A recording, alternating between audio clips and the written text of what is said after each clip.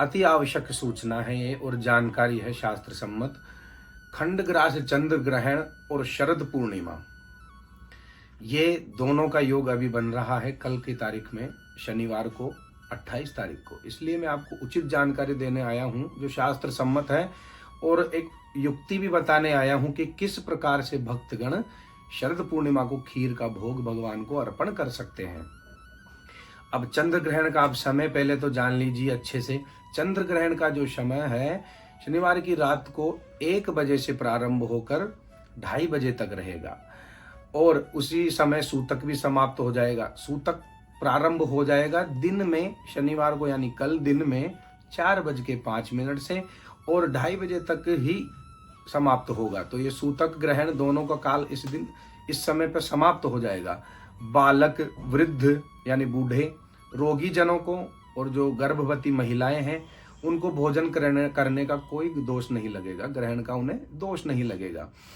घी, तेल, दूध, दही, लस्सी, छाछ, अचार, चटनी या मुरब्बा, इनमें यदि आप कुशा और तिल रख देते हैं तो ये दूषित नहीं होंगे।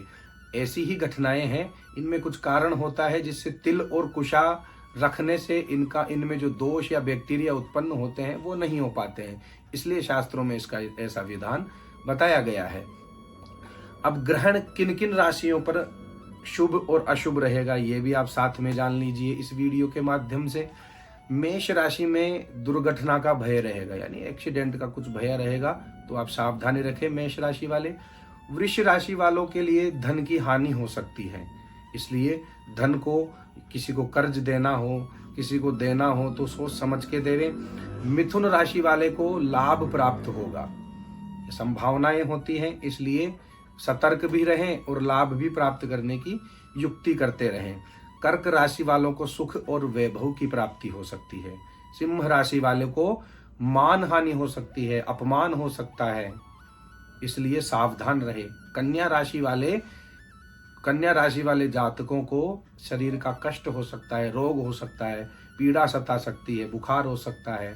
तुला राशि वाले को दाम्पत्य कष्ट हो सकता है। वृश्चिक राशि वालों को अपने कार्य की सिद्धि हो सकती है, इसलिए मेहनत करते रहें, परिश्रम करते रहें। शिक्षक हो या शिक्षार्थी हो, विद्यार्थी हो, मेहनत करते रहें। धनु राशि वालों को चिंता और पीड़ा सताती रहेगी। मकर राशि वालों को रोग और भय होगा, इसलिए मकर राशि वाले भी सतर्कता रखें, भगवान का ध्यान करें। कुंभ राशि वालों को धन लाभ होगा। मीन राशि वालों के व्यय में बढ़ोतरी होगी, खर्च ज्यादा होगा मीन राशि वालों के लिए। ये जो उपाय हैं जिनके अशुभ हैं फल इस ग्रहण को लेकर, चंद्र ग्रहण को लेकर, वो लोग चंद्रमा का जप भी करें, भगवान का गुणगान करें। ओम नमो भगवते वासुदेवाय इस मंत्र का जप करें, राम नाम का भी जप करें, कृष्ण नाम का भी जप करें। ऐसा करने से सभी जो ये अशुभ फल है दूर रहेंगे, अशांति कभी नहीं होगी। अब मैं आपको खीर लगाने का जो विधान है, खीर का भोग लगाने का जो विधान है वो मैं आपको बताता हूँ। आपको क्या करना है, दूध ले लेना है, उसमें कुशा और तिल डाल देने हैं, काले तिल डाल सकते हैं। कुशा यानी डाब होती है, उसको आपको डाल देना है। उसके बाद में उसको पका लेना है, उबाल लेना है, उसमें आप अपनी विधि से खीर बना लेवें।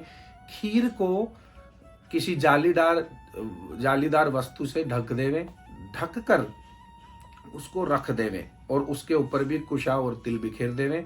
बनाने के बाद में भी कुशा और तिल बिखेर देवें। जब ग्रहण के सूतक काल के पहले, जो 4 बजे लगेगा सूतक, उस सूतक के पहले ये चीज़ बना लो, ये खीर बना लो, उसके पहले रख देवें बनाकर। और चंद्रमा की जो रोशनी है वो तो आएगी ही, चाहे वो ग्रहण काल हो या सूतक हो, उसमें भी वो थोड़ी सी तो आएगी ही।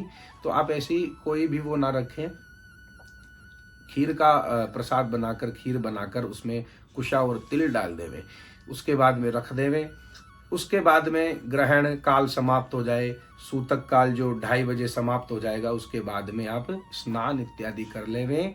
स्नान इत्यादि सवस्त्र करना है। शास्त्र कहते हैं ग्रहण काल में जो वस्त्र आप पहनते हैं वो सवस्त्र स्नान करने से ही आप शुद्धि होगी, आपकी शुद्धि हो सकती है। उसके बाद में आप गंगा जल का पान करें, गोमूत्र, गोमय, पंचगव्य इत्यादि आप पान कर सकते हैं। भगवान का जप करें। उसके पश्चात हो सके तो यज्ञोपवीत भी आप बदल सकते हैं। जो यज्ञोपवीत धारक हैं, जनेऊ धारण करते हैं, यज्ञोपवीत भी आप बदलें।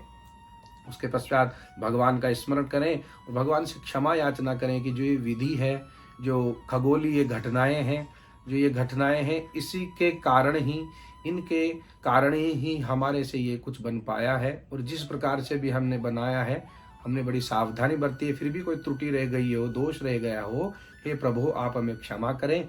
इस प्रकार से आप कहकर खीर का भोग लगावे। फिर प्रातः काल में आप